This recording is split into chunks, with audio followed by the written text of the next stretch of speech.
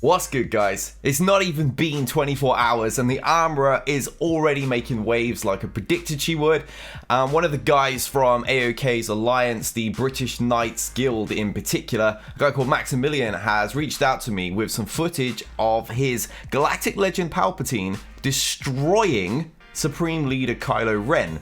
Now, normally Kylo will absolutely annihilate Palpatine, running through the entire battle with his whole team still alive in about 40 freaking seconds. So this is pretty huge to see Palpatine now absolutely destroy Kylo. I don't think I really need to say much more than that, do I? Let's get on with this video. I'll show you the battles and I'll explain how you're going to need to get your turn order and roughly how to mod the team. Let's do this.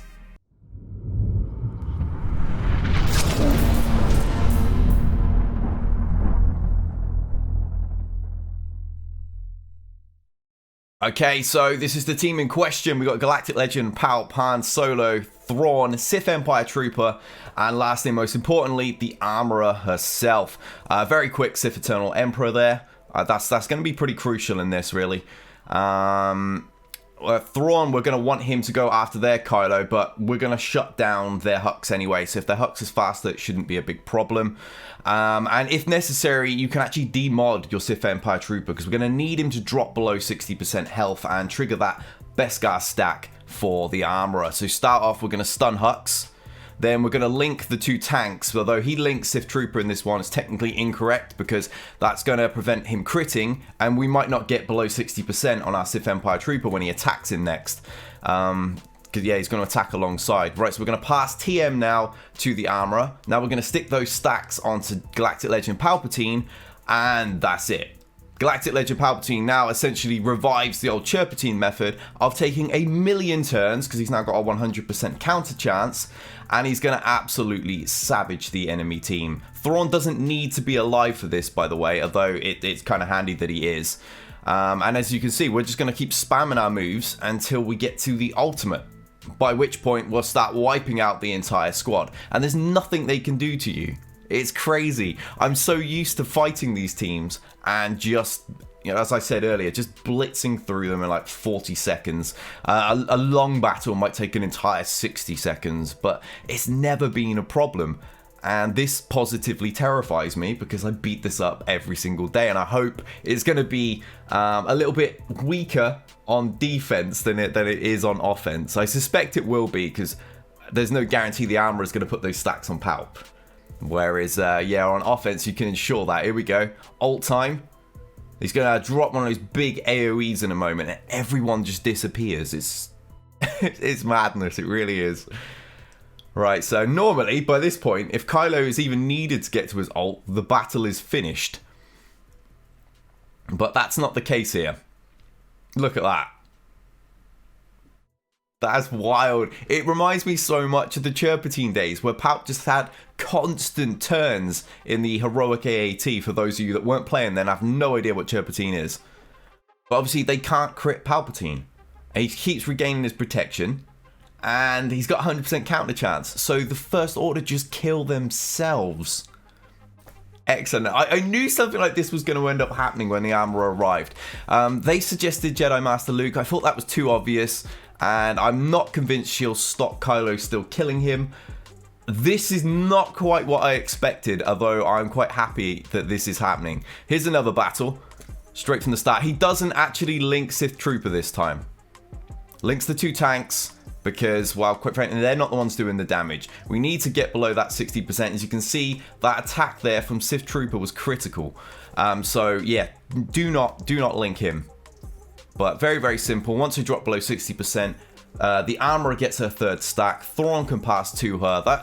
Those stacks of the Beskar ingots go on to Palpatine, and game over.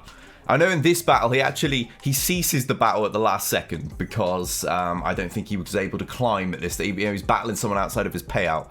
And as you can see, Thrawn died this time, so it's not crucial that anybody survives. Yes, this won't be great for you banner-wise in GAC, but previously in GAC, you were likely not going to beat Kylo if this was your only option.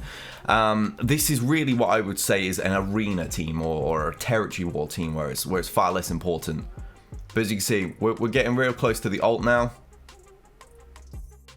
Kylo's angry. There's nothing he can do about this. Couple more attacks. We're at 82%. It's so wild seeing Palp like this. I was really disappointed in him upon release. I had no necessary reason to actually get him because I can beat the Jedi Master Lukes with my Kylo. This has changed things a little. Alright, it's ult time. But they can't even get his protection down. Might be AoE time in a second. Imagine it probably wiped the entire map apart from Kylo. Oh no, crew did live, just about. And he'll take the battle as close to death doors as possible so you can see that he would have won this. You can see Kylo's getting nowhere. Look at that health. Look at that health.